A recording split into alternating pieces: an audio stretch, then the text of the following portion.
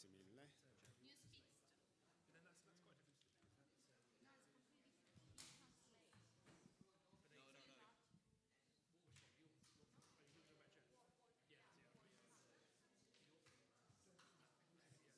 Buonasera, hello. Thanks for coming. My name is Jeff Israeli. I'm the sort of default moderator of this, but we hope that this is really just an open conversation amongst us to try to understand how the role of the foreign correspondent is changing and not changing. And we've got a great panel here. I just want to quickly introduce everybody, and then we'll get the conversation started, and then definitely leave some time to open up some questions from you guys. So starting from the far left, Susan Dabus is a freelance journalist based in Jerusalem. She covers the Middle East. She also covers Italy and spent time in France. And multilingual, multi-talented journalist, writes regularly for Avvenire, the Italian daily. And you had a session earlier today or yesterday about your experience. Yes. She was working in Syria and was abducted along with several other Italian journalists and held for 11 days. And has just published a book about the experience called, in Italian, Come vuoi morire? How would you like to die? So check that out. Thanks for being here, Susan. Next to Susan is Richard Colborne, who's the Middle East Bureau Chief for the BBC. It's a big job. And he's been covering, from what I can make of it, has sort of followed the Arab Spring from as it rolled through the region for the past 3 years, focused most recently on the war in Syria.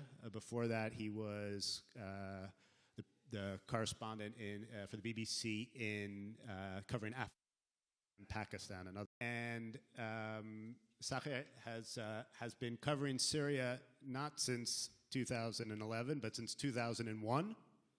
Has a little bit of perspective on that country, and certainly on the events in recent years.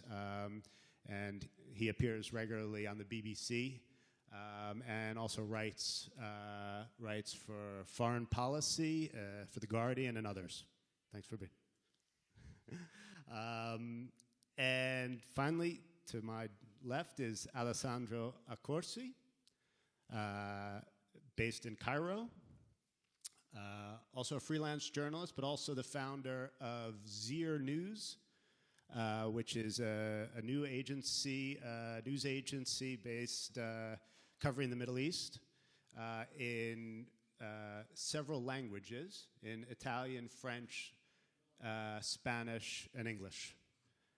So we'll be talking with Alessandro both about his work as a journalist on the ground, but also with this venture and what's the mission behind that.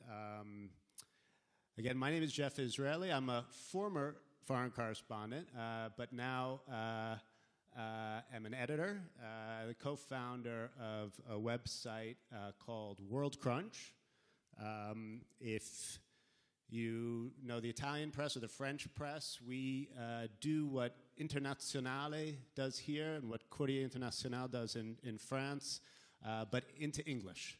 So we translate, we have partnerships with top newspapers and magazines around the world, and select stories and translate them into English and do other web journalism like everybody else. We'll talk more about that. And I worked before. I was a correspondent here in Rome for 10 years, for 7 of those with Time Magazine. And so I have some memories of working like these guys on the ground, but things have changed. I now get to see it through the foreign correspondents we work with on the website. So this idea of the foreign correspondent. It's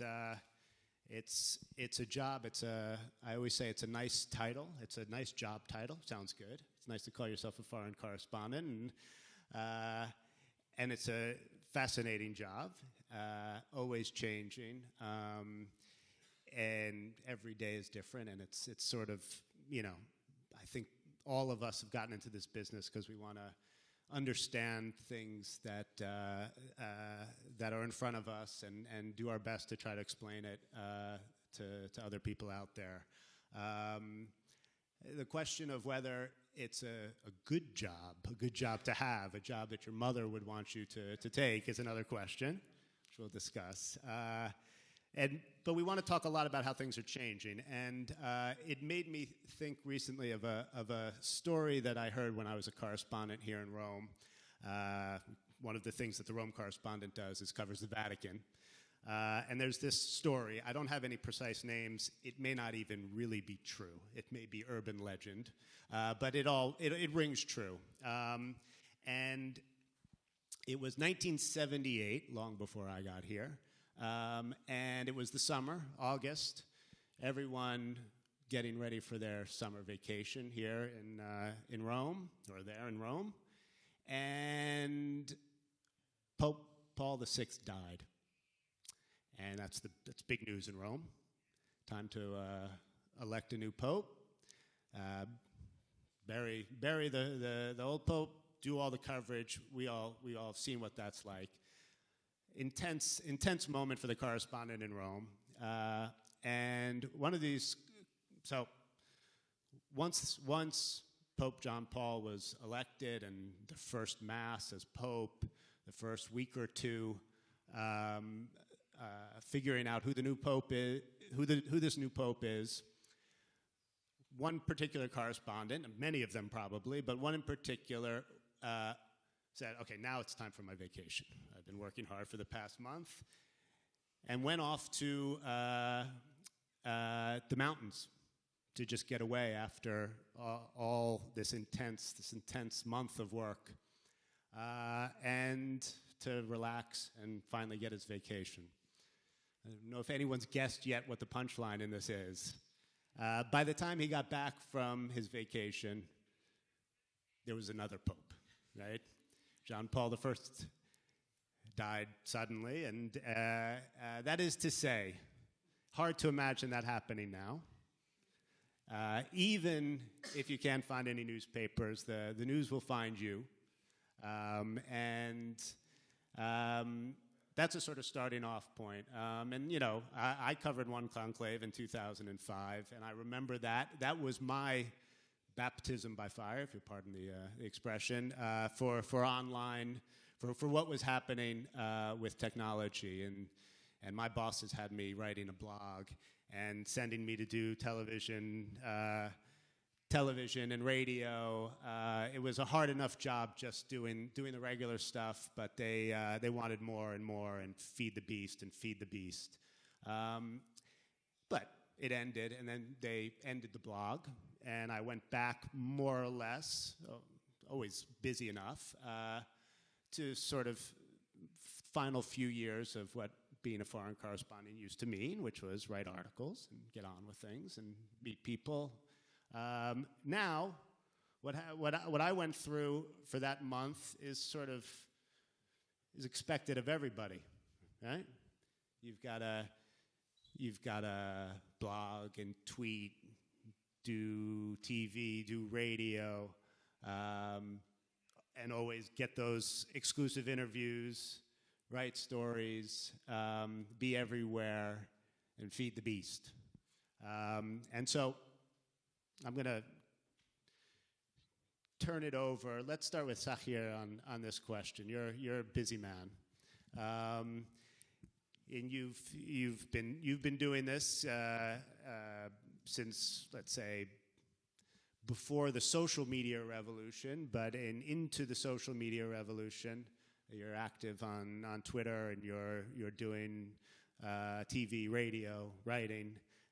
How do you structure your life? How do you live? Tell us what it's like a typical day, a typical week, how you make your decisions on how to spend your time. There's no such thing as a typical week, and I don't want to try to claim credit for working too hard. There are a lot of my colleagues who work far harder than me. I'm quite lazy, actually. I'm prolific. I work for a lot of different organisations and cover a lot of different stories, but no, I'm not the most hardworking. Twitter, social media, it's a cliche to say that journalists need to be on it and we need to be active on it, but I would say that it's changed my career.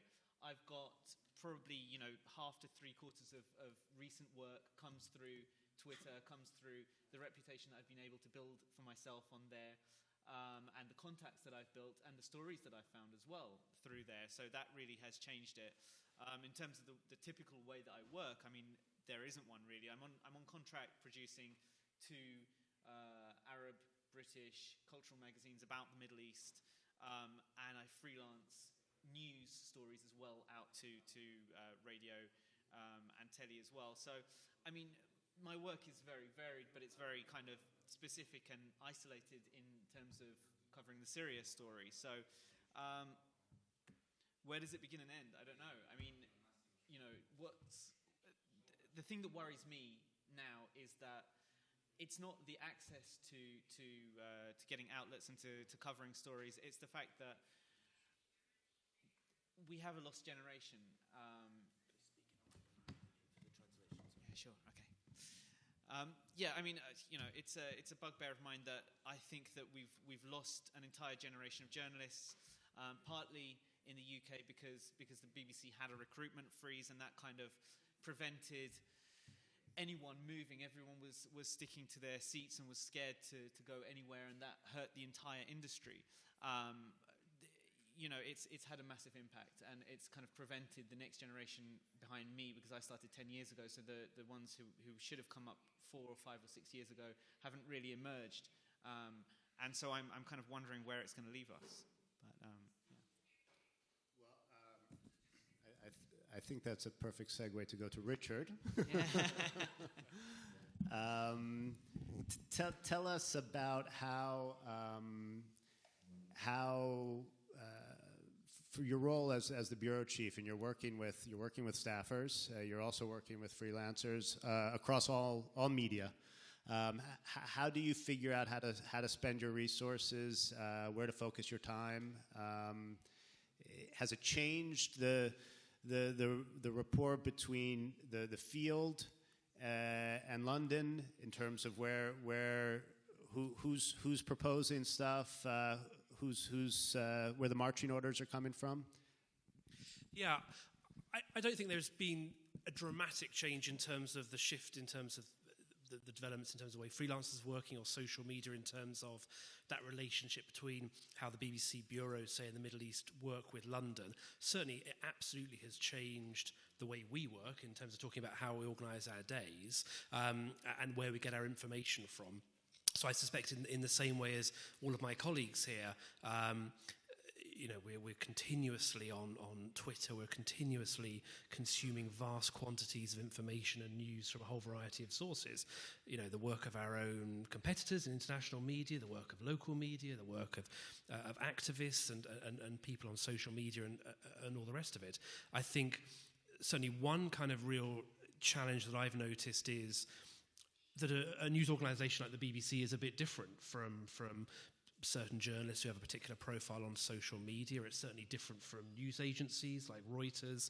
We have a slightly different job to step back from the news, from the immediate news, and actually communicate some bigger story about what's going on to an audience. So in the case of the BBC, an international audience, but very definitely a British audience who pay the license fee. They are not consuming the news in the way that we all are. They're not consuming every nugget. They're not interested in it.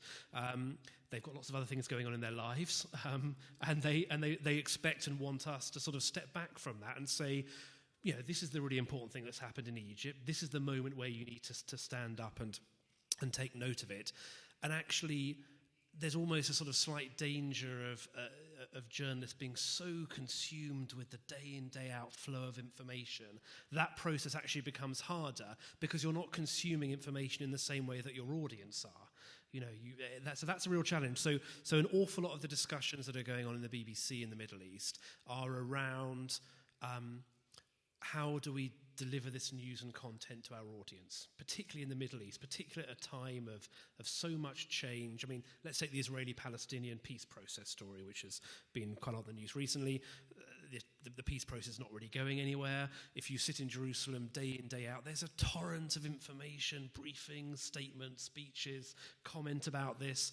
The process of stepping back and saying, actually, quite possibly, none of this matters today. You know, I am not going to sort of wake up Mrs. Smith in London and tell her she needs to take notice today because, you know, so that process of, I don't know whether it's curating or sort of mediating or whatever, that's a big part of the job. So and I think that has become harder given the flow of information. Susan, in terms of when you're thinking about this very question, the story ideas, the question of what's the story to pitch, how to pitch it, where to pitch it. I'm sure you work for different outlets. How's that process for you in terms of figuring out what's the story, who's the audience, and then in the case of a freelancer, how do you make a go out of it? How do you make a living out of it? How do you get some kind of steady rhythm and the relationships with the news organizations? Thank you for the question.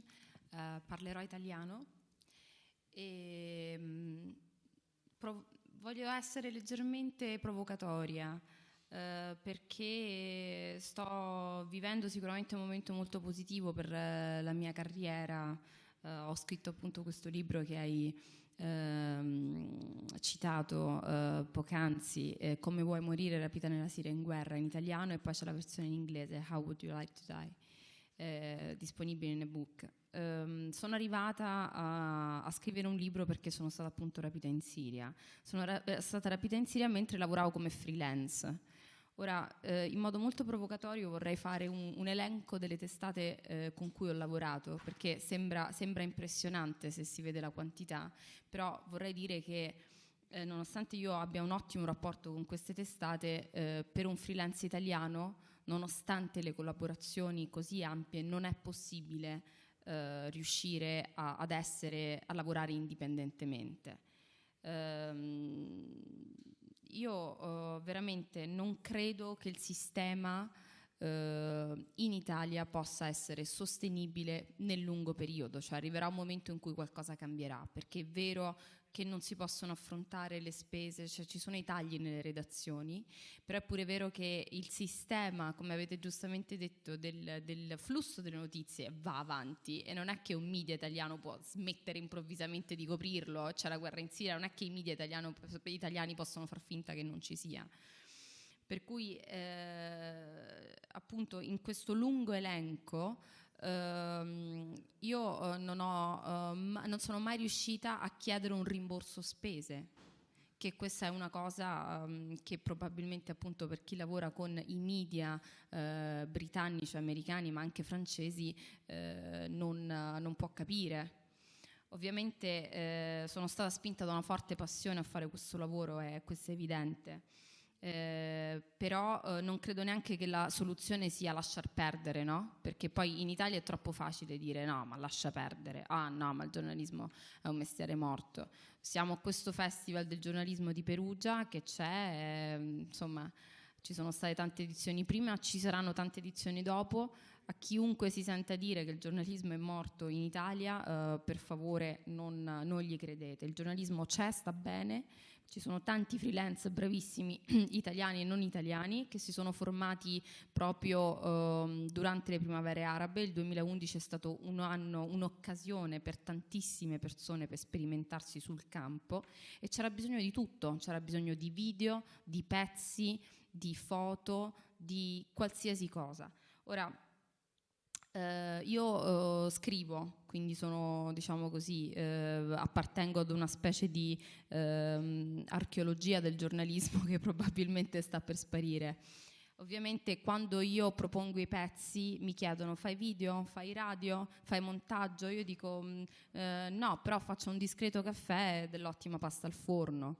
Cioè, ovviamente ironizzo, non è possibile per un giornalista fare qualsiasi cosa, non è possibile neanche dover affrontare sempre da soli i costi della formazione. Ovviamente a me piacerebbe da morire in questo momento imparare a fare video e a montarli, perché dovrei anche montarli da sola, ovviamente, perché le uniche esperienze di video che ho avuto finora, perché erano dei video a cui tenevo tantissimo, avevo già in mente tutto, avevo il soggetto, però mi serviva poi un videomaker e un montatore, persone che ho dovuto pagare io per video che poi ho cercato di vendere e quasi non ci rientri con le spese, eppure ti dicono tutti: ah, che video fantastico hai fatto, ah, ma che lavoro importante, perché sei appunto magari in un posto non facilmente raggiungibile, oppure hai insomma una vicinanza a determinati temi che non è particolarmente, insomma, facilmente accessibile per gli altri.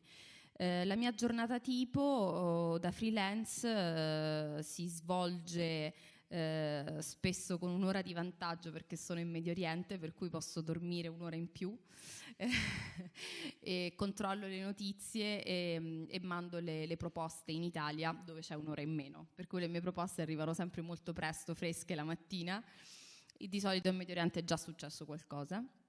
Le mie aree sono più che altro Israele, territori palestinesi, Libano, Siria, e raramente insomma vado fuori queste aree di copertura, anche se devo poi insomma dire che ultimamente mi sono trovata a scrivere, a coprire l'emergenza sbarchi siriani in Italia, per cui insomma un po' seguendo la Siria, sto seguendo la Siria a 360 gradi. Lavorando per testate veramente diverse, e faccio un esempio che magari farà ridere un po' per chi conosce i media italiani, riesco a lavorare per Radio Radicale e Radio Vaticana, per Repubblica e per Il Foglio, per L'Espresso e per Vita, cioè quindi parliamo dai super cattolici, super laici e in mezzo insomma i grandi media. Quindi posso veramente diversificare tantissimo le storie. Ovviamente se ho una storia di cristiani la propongo a un certo tipo di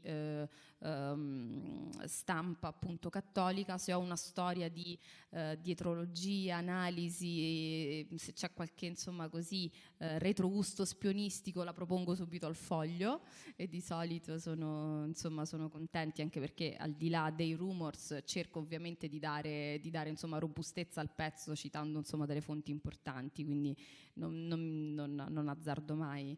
Per cui ecco, appunto, riesco a diversificare, e il vero problema è quando c'è un fatto abbastanza grosso per cui più media mi chiedono di lavorare, e quindi mi ritrovo magari, questo è capitato in Libano durante giorni insomma di attentati o durante dei picchi, mi ritrovo a scrivere 3 pezzi in un giorno mentre faccio delle dirette radio e per la TV nello stesso giorno. Questo insomma è un po' l'altro aspetto un po' complicato dell'essere freelance. So we have a sense here of the challenges, also the opportunities when you're one person with your ideas and your resources and the time that you have, how to be a correspondent, how to be a freelancer on your own, and it's tough, and the economics are against you. In the face of that, Alessandro has I guess, could we say, banded together with some colleagues? Yeah, that sort of, yeah. Tell us where the idea came from. Were you working before on your own? And I'll give a brief background, because we mentioned how like social media changed the figure of the correspondent. I actually never studied journalism before. I was a in love with the Middle East. I went to Syria when I was still in university. Then I spent almost 3 years of my life researching Palestine in university, writing a thesis that should have been a book, never edited because I got so sick of it. It was a 350 pages thing in English. I was like, no, I'm not gonna touch it anymore. And then I moved to Egypt because in the meantime, the war in Syria broke out, so I couldn't go back there.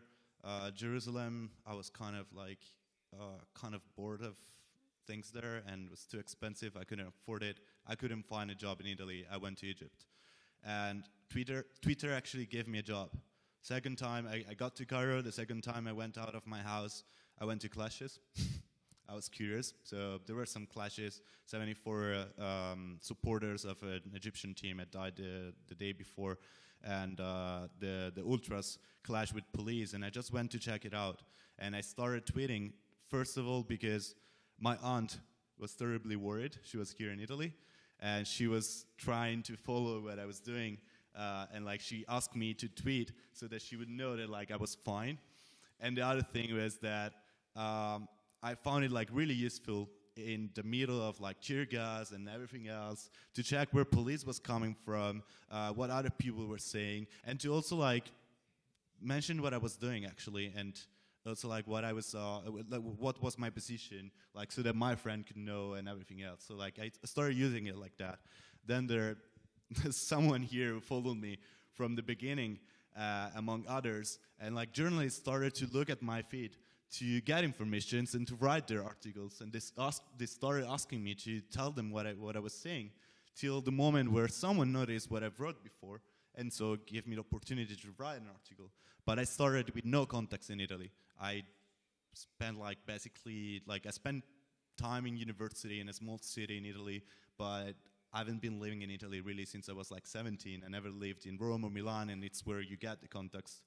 I was new to the job, so I had to learn fast.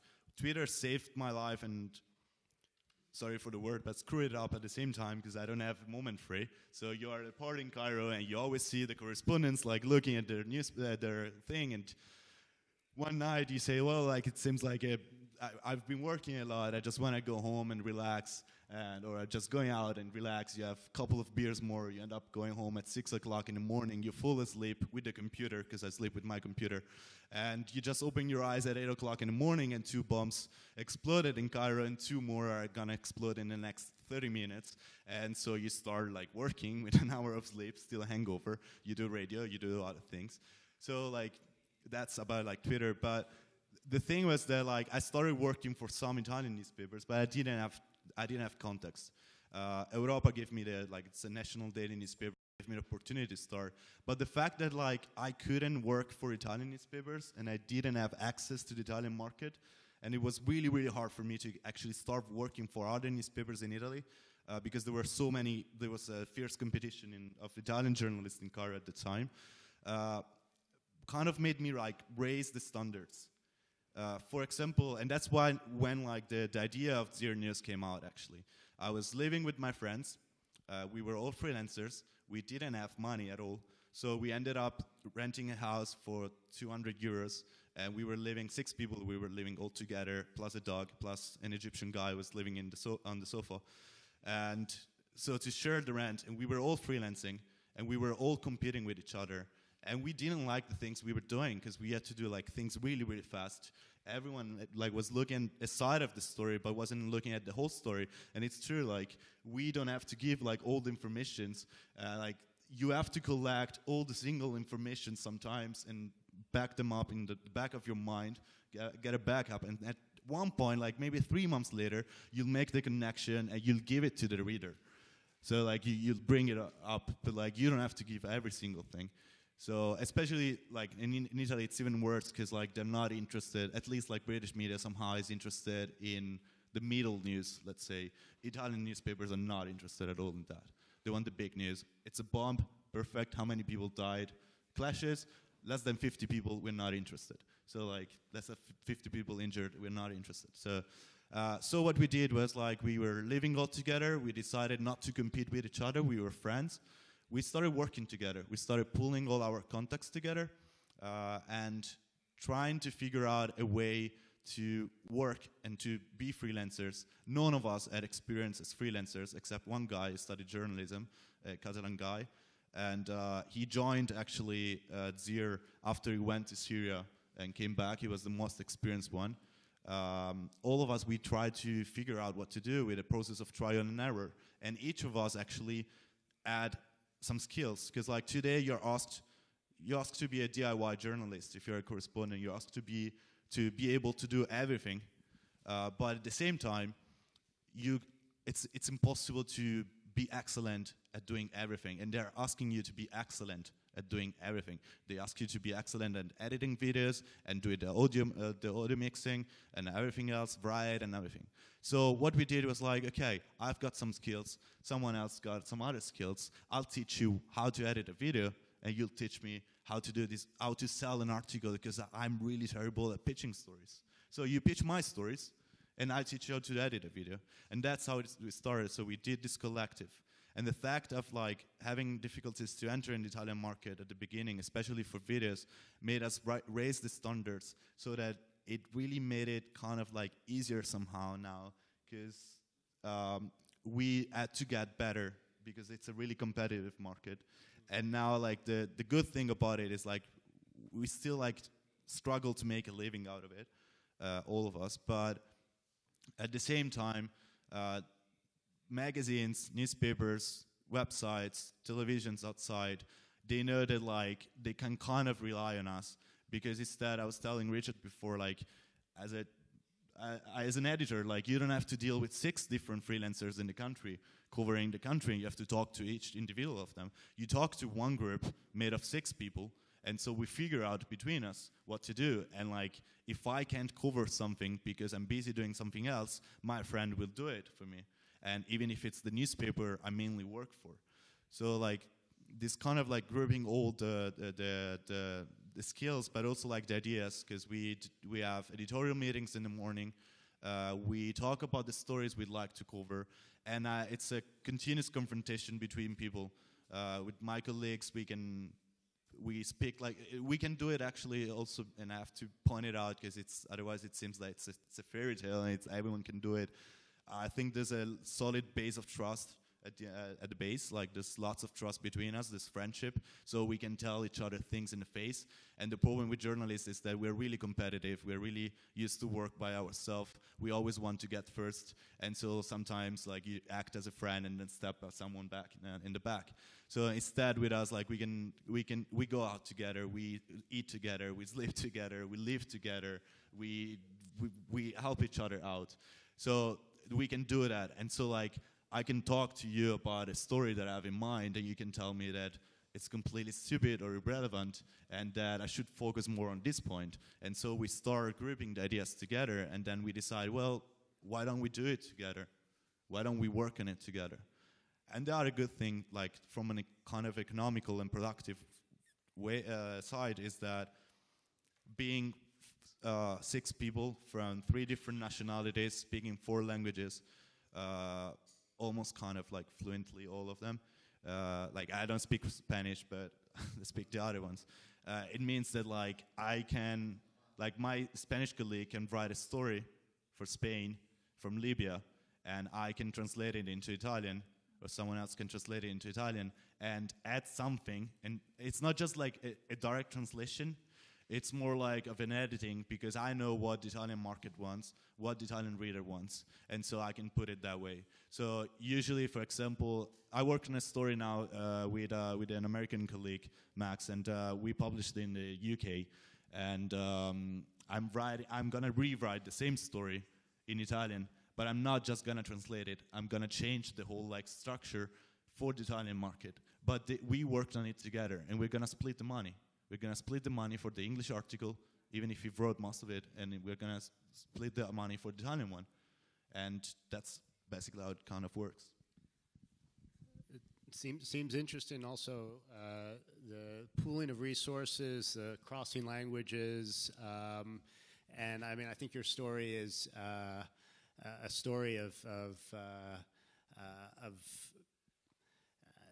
they say the best startups are born out of a need, and that you guys figured out what you knew you needed something, and put it together. And your site, your landing page looks great, and I know you guys also do some data journalism, do some graphics. So getting back to the question of technology and how it affects the way we go about doing our work in terms of, there is information. We've all talked about the information that we see on Twitter. There's a big debate now going on about whether Twitter is dying or Twitter. For us journalists, Twitter is very much alive, and a potentially great source of information. We can only be in one place, and there are armies of people out there who can cover a lot of ground. In figuring out, is there a different way that you judge the information that's on Twitter? How do you use it? Do you cite it? Do you include it in digital stories that you write? Do you use it also to find sources? Explain how Twitter, what different roles Twitter can play, and other social media that you might use, Instagram, looking for images, that it plays in terms of actually creating content, creating stories of your own. Yeah, as a freelance, it works both ways. It works both in giving access to editors, commissioning editors, and contacts within the industry to get my name known and to get my stories to an outlet. And also it works in the other direction to find sources, to find contacts, to build networks and get story leads as well. Some of the most exciting, the best stories that I've come across that have emerged out of conversations that have begun on Twitter. Not even citizen journalists reporting things that I've then followed up, but actually conversations that have developed through Twitter that have then turned into stories. But the thing that excites me the most about Twitter is not the linear, traditional way that we all know about making connections and being a big network of interest, but it's participatory journalism. It's the way that it brings journalists and audiences together, because I think that audiences now are sophisticated enough to want to play a part in the news cycle. And that doesn't just mean, user-generated content, send your pictures to us and we might republish them. But it means that audiences want to follow through the story. They want to see how the story comes to us. They want to see how we research it, how we go out into the field, how we get the story, how we do the interviews, how we package it, how we cut it, how we edit it, and then how it ends up on air. They don't just want, the old model of appointment to view television where reporters would go out into the field, work in secret, hide their work from their own teams, would cut the story and then broadcast it at the end of the day in the daily news program. I think that model is dead because the audiences want more. They don't just want to be presented with the plate, the finished dish. They want to be, in the kitchen watching the chefs prepare the dish. They want to follow through the whole process from beginning to end. And I think that's exciting because it means that audiences are going to play a part in the journalism that we produce.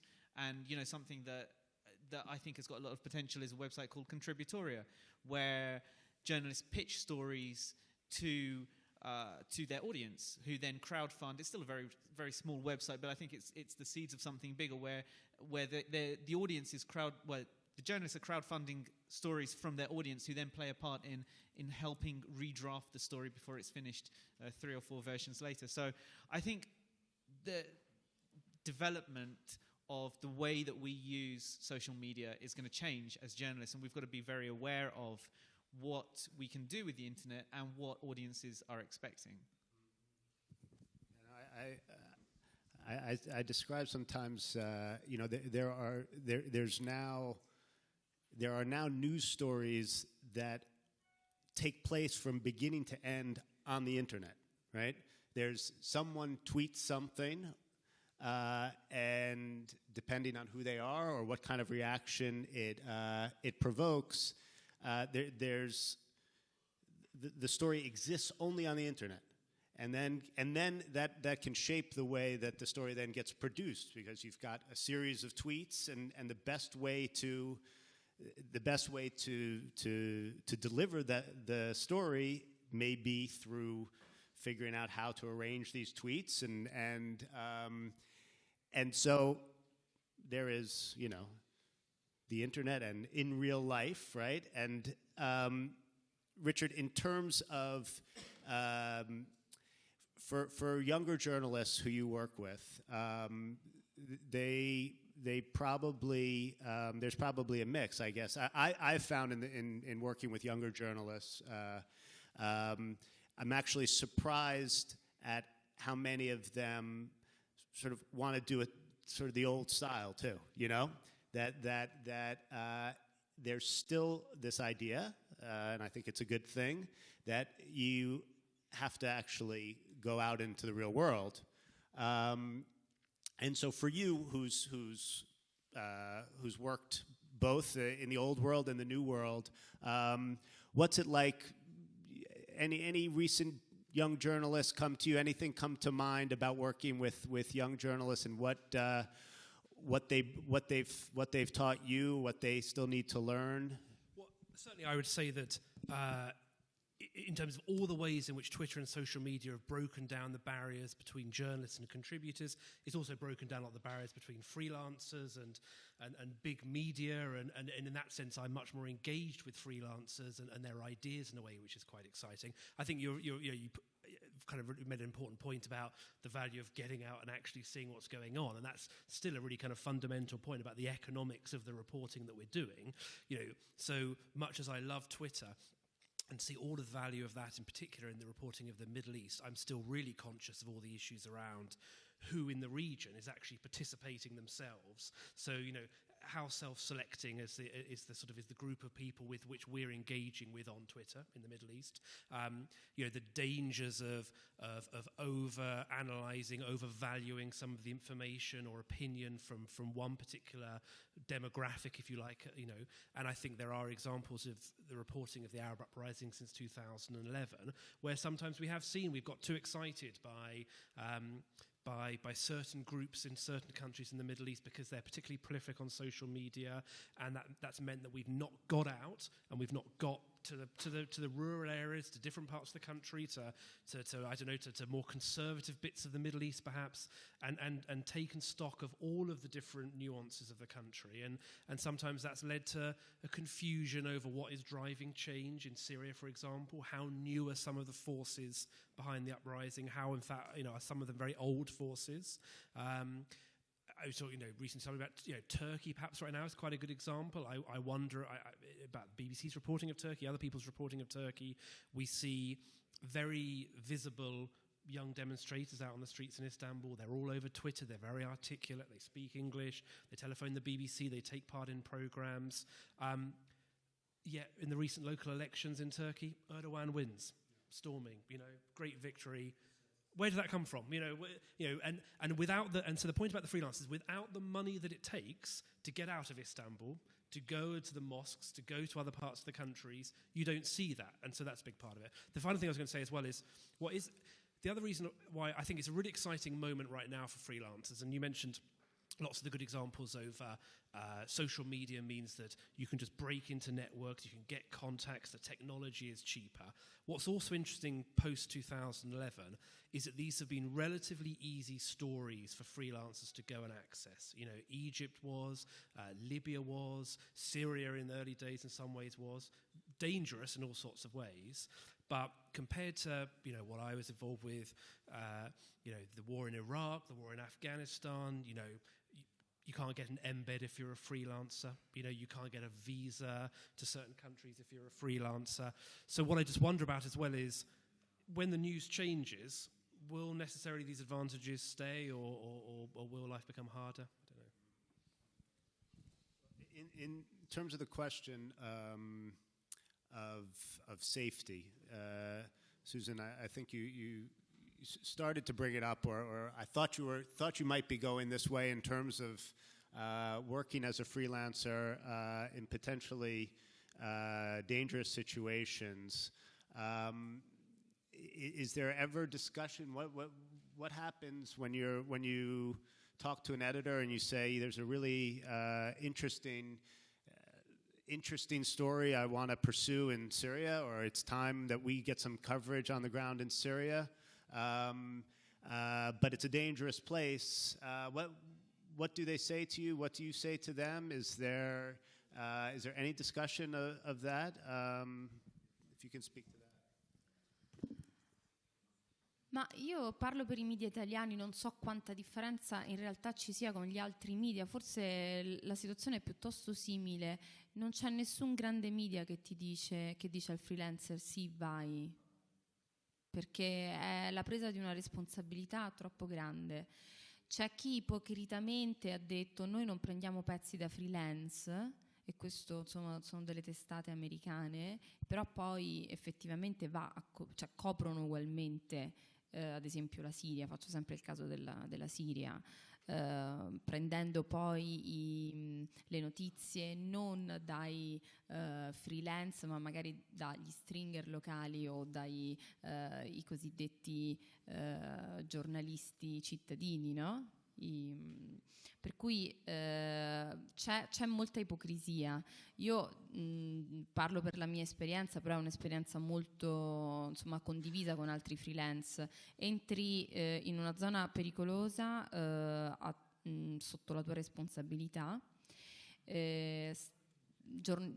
Alcuni giorni fa stavo preparando una lezione per un corso di giornalismo alla LUIS a Roma, all'università, e volevo appunto dare dei consigli utili per i freelance che volevano ad esempio coprire la Siria. Ecco, sono andata su diversi siti di associazioni giornalistiche e non c'è nessuno che copre con un'assicurazione un viaggio di un freelance in Siria.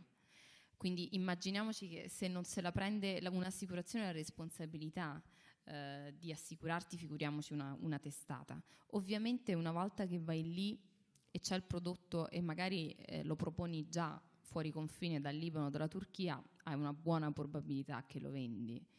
Per cui senza ipocrisie, diciamo come funziona. Funziona così, che tu vai, porti il prodotto a casa e poi lo vendi, ovviamente sotto la tua responsabilità, non c'è nessuno che ti obbliga, ed è anche per questo che poi si è aperto un grande dibattito su pericolo, freelance, chi te lo fa fare, è pericoloso, poi alla fine vai a vedere i compensi di questi pezzi, sono spesso anche miseri, per cui c'è un grande dibattito in Italia rispetto a questa cosa. Ovviamente conosco insomma come lavorano, so come lavorano freelance per altri media, le condizioni sono diverse, però per quanto riguarda il discorso della sicurezza credo che siamo tutti vulnerabili allo stesso modo, i freelance. Per quanto riguarda un certo tipo di freelance in particolare, quindi chi è video operatore e fotografo può assicurare la propria attrezzatura ed è una cosa diversa, ma un freelance di solito non ha la possibilità economica di assicurare se stesso.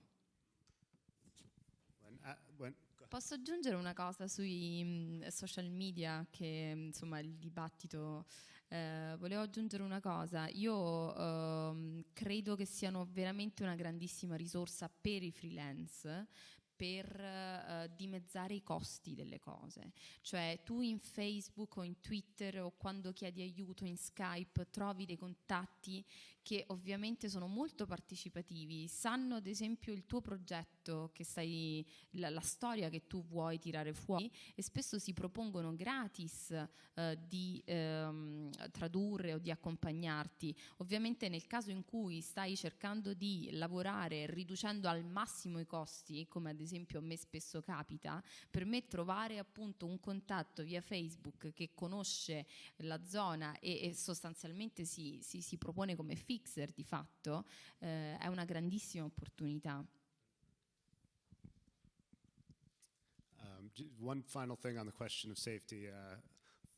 Alessandro, when you mentioned that you you were tweeting in part to tell the people back home where you were and that you're okay. It made me think of there's an AP photographer in Rome. I think he's still there, Pier Paolo Cito, who would go in danger.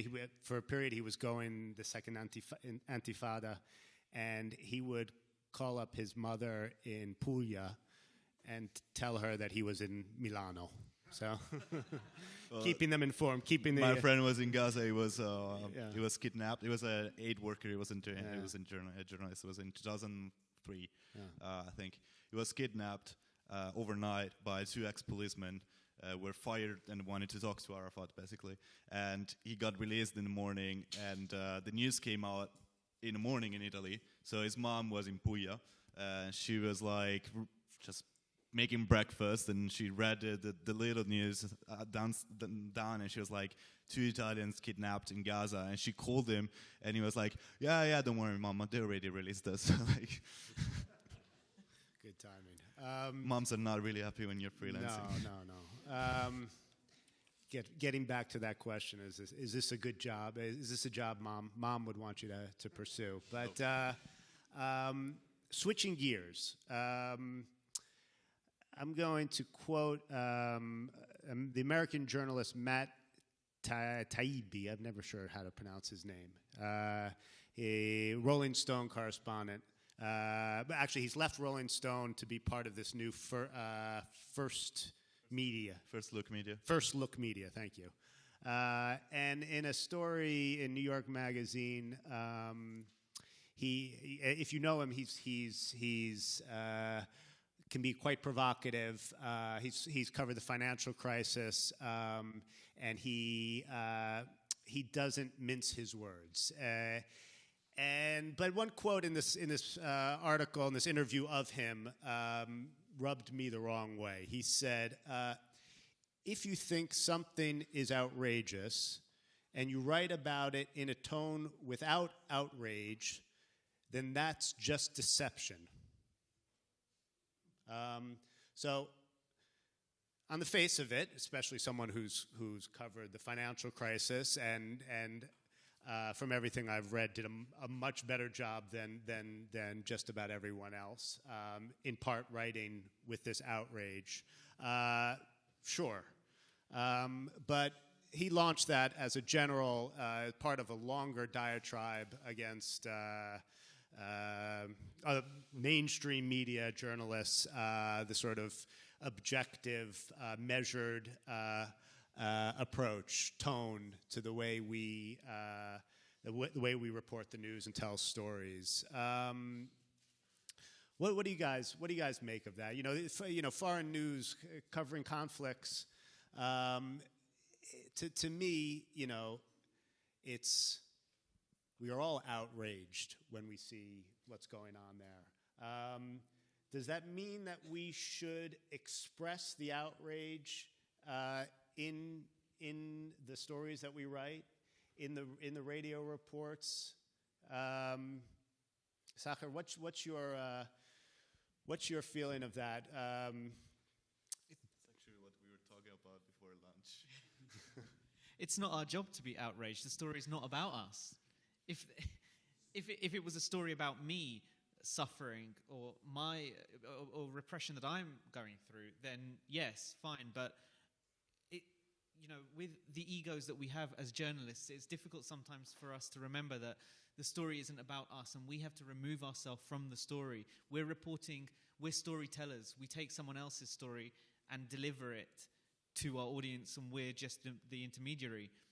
Our outrage is not the story, and it's a sign of good journalism that we can take a story and give it to an audience and let them be outraged if they feel so strongly about the story. But no, I mean, take Syria, for example. You know, the strongest stories to come out of the country haven't been the ones where the reporter's been crying to camera. It's been the ones where there is no reporter. Look at something like Children of the Front Line on Channel 4, which is an award-winning documentary which had an amazing impact, and the power of those reports, and the BBC's work, excellent work from Syria as well, and Susan's work, and these stories don't have an impact because of the power of the reporter's words, but because of the power of the story that they're presenting. That you summed it up there. Our outrage is not the story. Yeah.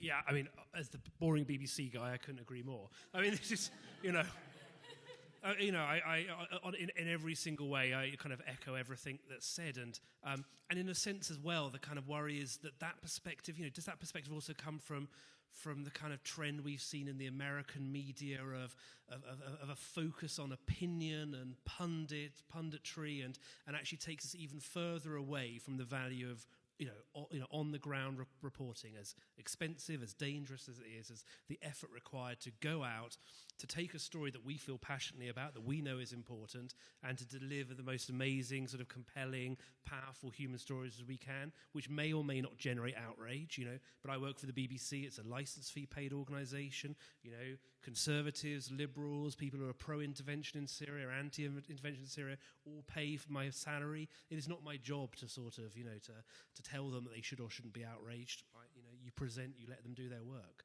And my point is, the kind of danger is that leads you into kind of a lazy, cheap journalism of reporters telling you how to think. You know. Others want to any.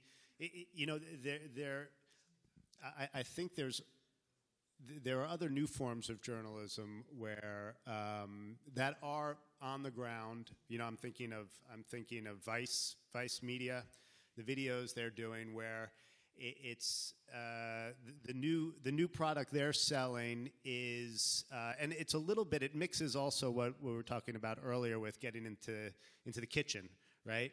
Where the reporter becomes part of the story. I mean, if you're on Twitter, it's definitely coming from you, and you know, there seems to be a push to look for new ways to tell stories that, you know, Vice themselves go push the limits. But this idea, sort of coming short of this quote from Taibbi, Alessandro, when you guys are telling stories, are you looking for new ways? You talked about rewriting a story for the Italian news, you know, and I spent 10 years reading the Italian newspapers, and there's a way, breaking news, but feature stories, foreign correspondence, story structures are different in different countries and different cultures and different languages. But now also with new tools, there are actually new ways to tell stories, which may include the reporter being part of the story. What are you guys trying to do new things? Are you focused on just finding good stories and telling them and delivering them to delivering up what an Italian daily might be looking for or a Spanish daily might be looking for, or saying, hey, why don't you put this cool multimedia thing on your website? Well, actually, like, for what concerns like how much journalists should be in the story, we tend to get out of the story. Like, we're producing now a documentary, an investigative documentary, and they asked us to be in camera because, like, now there's this new, like, whole thing where you have to do the stand-up, and if you can't really show something, you have to show the journalist telling you that behind his finger there's something happening.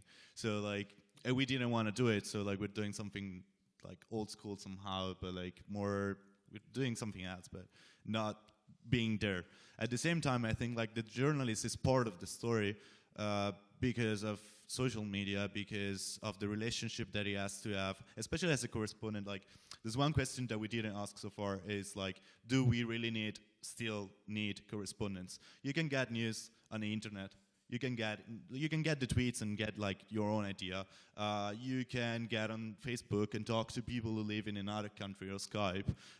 You can just, like, read newswires or other things. So, like, and you have citizen journalists, and you have excellent journalists coming out of, for example, the Arab countries, thanks to the Arab Spring. People who were activists, who became citizen journalists, and now are kind of, like, trained to be journalists. So we were talking about that. before earlier, like, you still need like the figure of the correspondent? And that's why I think like the correspondent has to disappear when it comes to writing the article. Like, it has to be the kind of hand that you don't see. Like, because the role of the correspondent is to take everything that is accessible to everyone else and kind of deliver it to his audience who's not seeing everything. So like, you have to be part of the story when you're on Twitter by telling what you're seeing and what's happening to you, so the people at home get a better idea. At the same time, you have to disappear because you have to present the facts and you have to give like different opinions. And you have to explain to someone who doesn't know exactly what's going on, what happens in a country like Egypt or Syria or Lebanon or anything else. You have to explain them why is that story important? Why is that thing happening? Why that cultural particular is important? You have to give lots of details somehow, like that they might get like, they don't make it overcomplicated, but at the same time, like instead they simplify it. So for example, like one thing that I wrote recently is like, and made an editor kind of flip out about it was that I've read that some guys were arrested because they were holding a Pepsi can, and you use Coke or Pepsi to wash your face from tear gas, and that's a detail that, like, if you explain it, explains much more about the repression going on against students than anything else. So you're not talking about you going to the clashes and seeing the guys and like, or what the police is doing. You give like those little details. And there's another thing that why the correspondent is still needed and has to get out of the picture sometime. And it's the fact that those excellent journalists working in Egypt and Syria and everywhere else, they're still national of that countries and they still take side. For example, during one of the most like formating moment in my career, my short career so far, was this summer when I was in Rabat, the city of the Muslim Brotherhood, during the first massacre.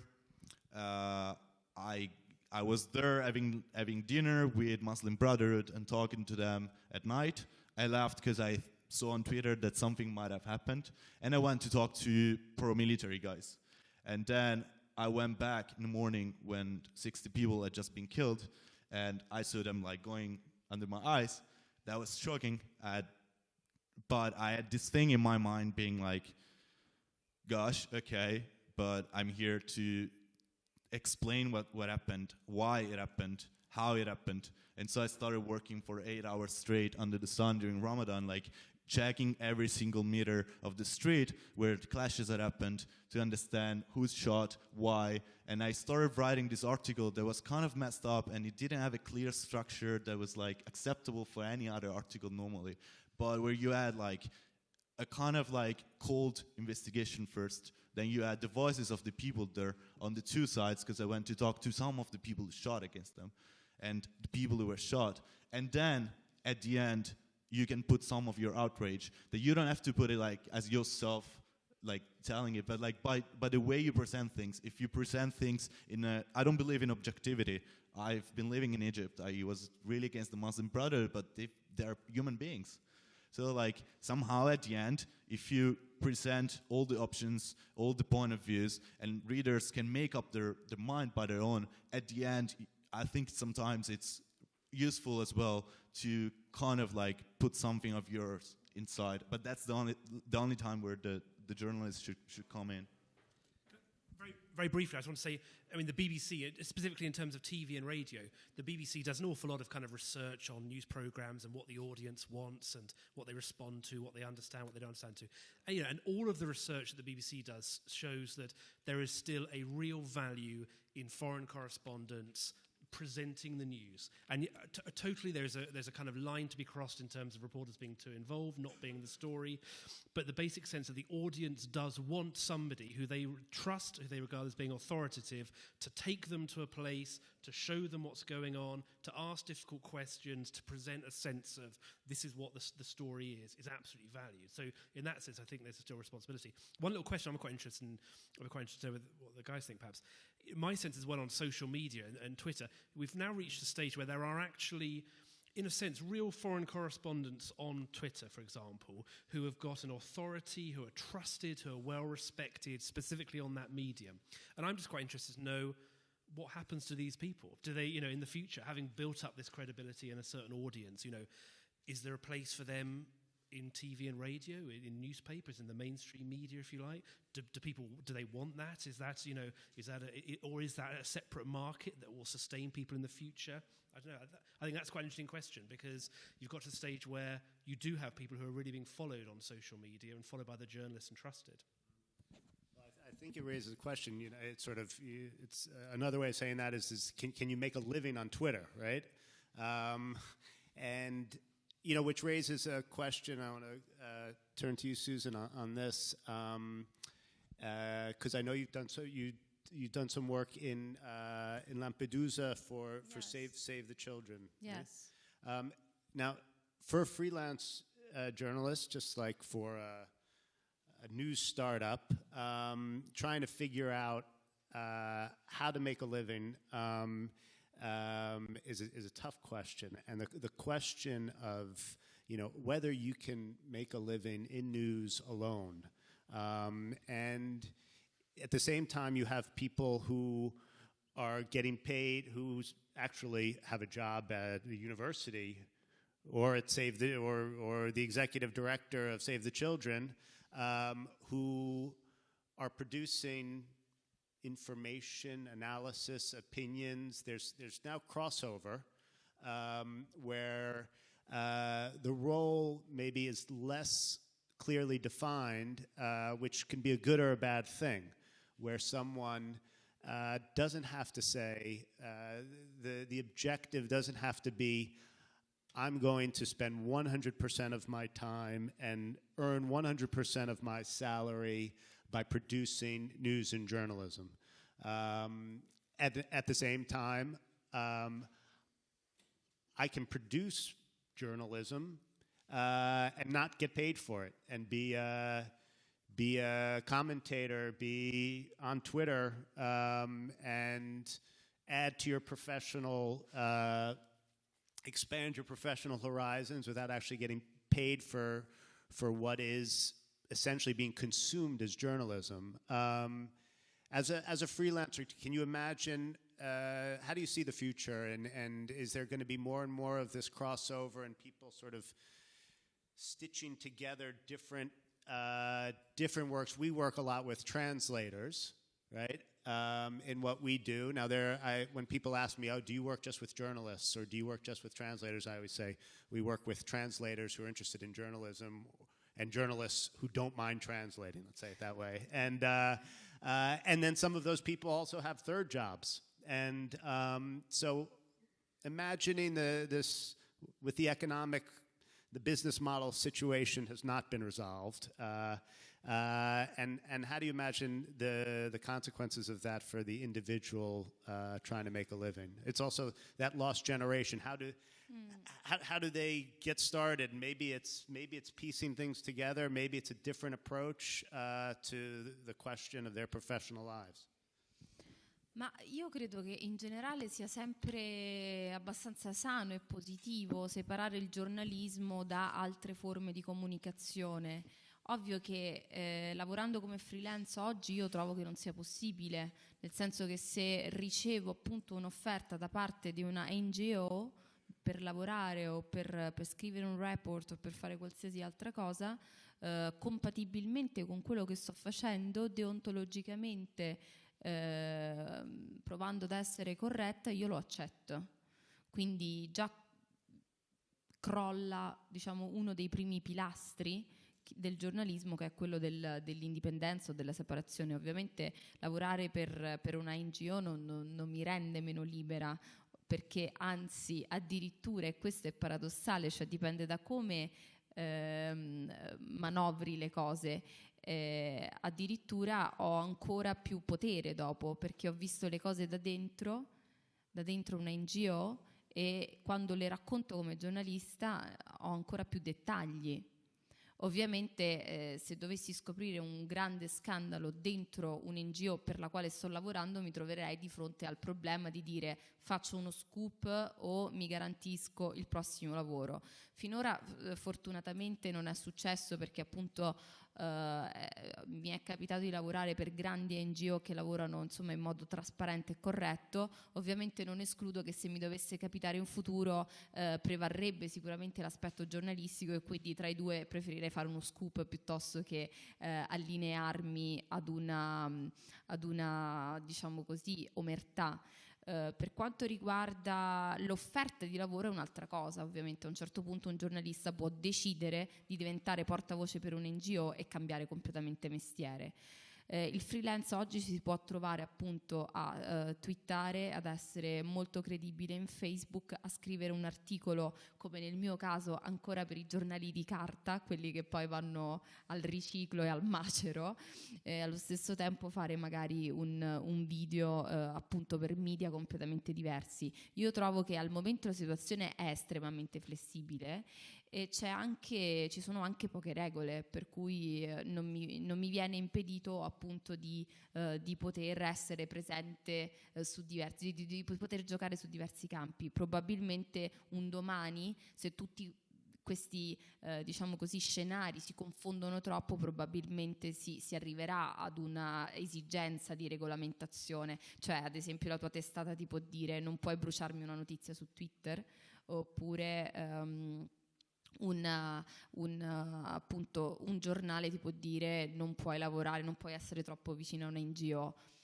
Oggi siamo veramente all'alba di questo nuovo modo di fare il mestiere e possiamo dire che attualmente non ci sono regole. Dovremmo approfittarne, però bene, approfittarne bene.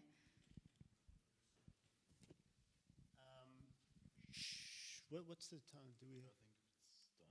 Should we? We have time, I guess, for a few questions. Few questions. Any questions from the audience? Yeah. I'm not sure how much of this is a question. How much of this is a comment? Just a moment. Okay. Sorry. Thank you very much. I'm a compulsive consumer of journalism, not a journalist myself. And I discovered at an early age that I preferred to read editorials than to read news stories. I say that with reference to the Met Taibbi discussion we had. Of course, much of the journalism that I consume is American. And I think of a few examples where passion made the story or made the reporter perhaps a little bit more in touch with the reality. Anderson Cooper during Katrina in New Orleans, in the midst of this suffering and the non-responsiveness of the government, practically broke down. It wasn't a ruse, it was a human response to the situation, but it's quite effective. I contrast that with the very objective acceptance of official stories with respect to weapons of mass destruction in Iraq, which got us into a terrible war. I fault the American press for not digging much deeper and perhaps not expressing outrage with respect to that. That particular event, torture, is another issue that I don't think was covered sufficiently by our press, and sufficiently, I mean, with a proper degree of moral outrage, which should accompany that. Now, if you follow the more recent stories from the States, this execution that occurred the other day, or botched, as they say, execution, I think demands a passionate response. And in my view, a dispassionate response is almost inappropriate. Let me just add one more thing. I've always appreciated the British press, whether it's the BBC or not, I'm not sure, for its style of interview and for its pushing hard to get an answer. Our interviewers, our press, meet the press kind of thing. If Donald Rumsfeld doesn't want to answer the question, he doesn't answer it, and nobody pushed him on it in the past. So in any case, I'd like to hear some response to that, if you please. Well, should I? Yeah, I mean, I think you raised lots of interesting points there, and I don't disagree at all about the need for a passion, and even as a journalist internally, a sense of outrage and a desire to get to the truth, whether it's over weapons of mass destruction, a desire to investigate, and also a passion and an outrage that can motivate you as a journalist to go to the scenes to reveal suffering of Hurricane Katrina. Where I would draw the line is I don't want to see Anderson Cooper weeping on TV when he's standing next to the victims of Hurricane Katrina. I would want that the sort of the powers of storytelling of the journalist that gets them there in the first place is enough to deliver reportage and imagery and interviews sufficiently powerful to generate that passion and outrage in the audience. So that's where I would disagree over what do I want the reporter to be doing. But I totally agree with you about the need for passion, and I agree with you about over the kind of different styles of interviewing between the US and Europe, definitely.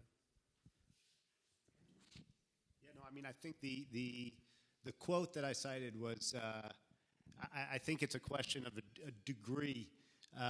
He basically says in this quote, at least, that any time you're outraged about something, you must express the outrage. And I mean, I think we would also just get exhausted consuming that, right? And but maybe the point is, and part of our job is to figure out when to turn that on, when to press that button, and when to dig deeper. I mean, his beat is a perfect example. The financial crisis was another one right after Iraq, more or less, where we all missed it, and a sort of acceptance of what people are telling you and say, and then the story is missed.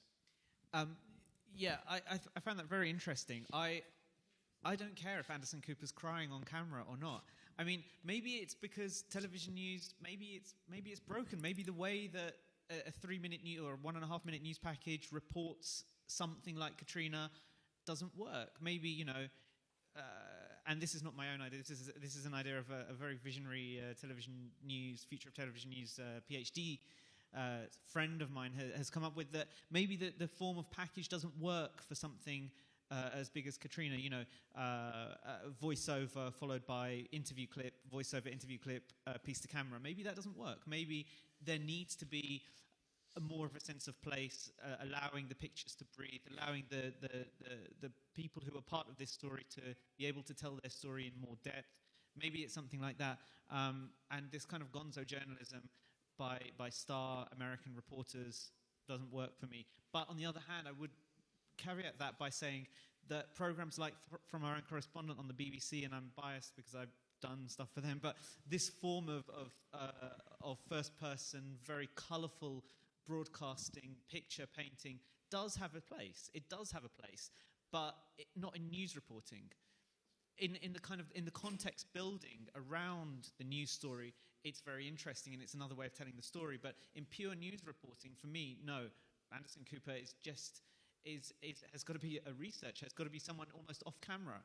If there is a voiceover, let it be there. But let the pictures, let the story breathe, let the story tell itself.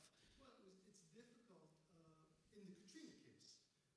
The real story was the non-response of the government to the suffering of the people there. That particular outrage, I mean, you can present the suffering, and there's the suffering. The question is, where is the government? Where is the aid? Where is the assistance? And that has to be part of the story. And if you just show people suffering without, in some sense, I think, in my point of view, without somehow responding to that and explaining what is outrageous about this particular thing, I think there's something lost. My point is, and sorry, I don't want to dwell on this, and I'll hand okay. over. But the people of New Orleans surely would have been more outraged than Anderson Cooper, and their story is more interesting than Cooper's. But anyway. Oh yes, that's true, and that did come across. Yeah, but again, you're selecting. Particularly, he's doing this live. Right? He's selecting people to broadcast, and I assume that he's selecting the people with the most dramatic style of making their case in terms of But I was thinking, neglect. on your point about holding officials to account in the American media, I always find it staggering, and I it fails to amaze me that there's not more outrage amongst consumers of the American media over the way in which these interviews happen. I have a personal anecdote. I used to work on a BBC program called Newsnight, which does a lot of big interviews, and I was discussing with a Pentagon official. We're interviewing Douglas Feith, who was then a very senior Pentagon official, not long after the war in Iraq. Lots of big questions about Abu Ghraib, torture, failings of the war in Iraq. And the official came on the line to me and he said, now look, you're getting Mr. Feith on the program tonight. You ask him one question, then you move on to the next question. He said, we know your British ways. We don't do follow-up questions, okay? This kind of extremely aggressive tone. I think if the American public knows that this is the kind of system, the acceptance that has kind of grown up, it's incredible. Sorry, just like a quick thing. Like, it's unrelated to Katrina, but like how like the format, the video format might not work. I'm not an expert of media and stuff, but like one thing that I noticed is that like I don't like, for example, some of the Al Jazeera coverage of Egypt because it's too outrageous and it's too much, like with words and everything else. But one way you can do it is to keep the same narration that you had before, but use a more cinematic language with videos. Like you can, like the way images are shot are different, are changing. And I can see it, that's why I was saying like before with Italian media raising the standard. In Italy, like if you do a piece for the Italian TV, you can leave like a 15-second shots, which is really boring and long, and you just leave it there. Instead, like outside, you start, even thanks to the DSLR and all the things, they ask you to do 3 seconds, 3 seconds, 3 seconds. That's a 9-second mini story. Like 3 different angles of the same thing. And you can play with those images to kind of like show your somehow, like not your point of view, but like kind of show also what it's not said. Yes, just suggesting a slightly different picture. That what is interesting in a foreign correspondent? This is the question I'm going to ask now. I'm asking myself. I was fed with the BBC for a long time in my life. Now I'm back in Italy, so I don't see that BBC that much. But I try to take a glimpse of it. But I remember John Simpson, the great John Simpson, when he went to Afghanistan, and he was able to explain things that, people did not understand. That by just going there, speaking to the right people, turning the story, giving an angle to his reflections, to his interviews, and trying to lead people to understand what was really going on there. Now, think of what's happening today in the Ukraine. Do we really understand what's going on in the Ukraine? I mean, the story is the bad guys and the good guys, but I'm sure there's much more to it. Now, who can give you that angle if not a good foreign correspondent? Going there, speaking to the people, seeing exactly what's going on the ground. Where, for example, I haven't understood how important is Eastern Ukraine and Southern Ukraine versus Western Ukraine. It's very complicated, and the media, most of the media, don't really go down that deep. Now, who can do that if not a good team of foreign correspondents? Just leading you on. They don't need to give their opinion. They just need to tell you a bit more in depth what's going on so you can form your own opinion.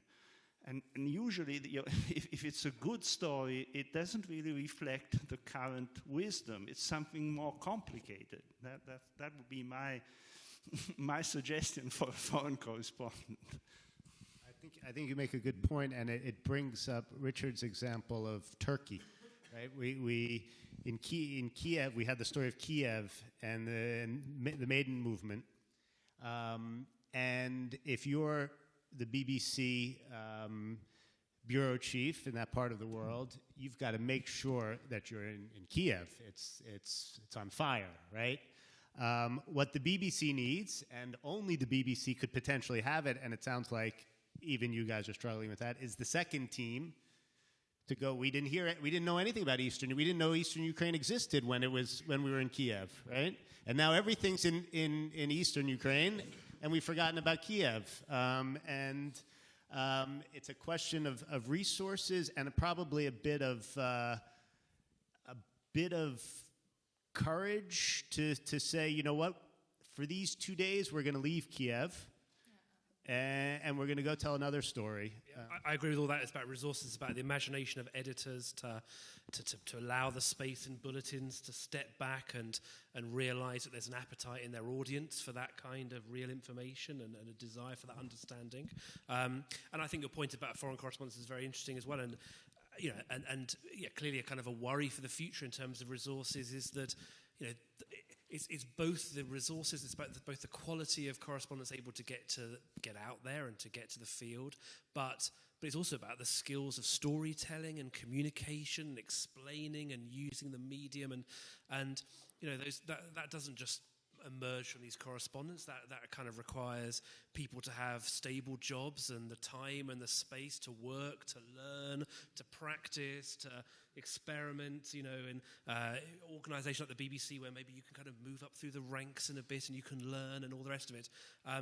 Training, all of these kind of questions, and I think in terms of the discussion about freelancers and their involvement in that's also a question. Not to say at all that there are brilliant freelancers who are brilliant storytellers, but that skill of storytelling and knowing your audience and say in a BBC context, delivering a certain amount of information to a British audience is a real art. Thank you for coming and for your questions, and thanks to the panel. It was fun. Thank you all.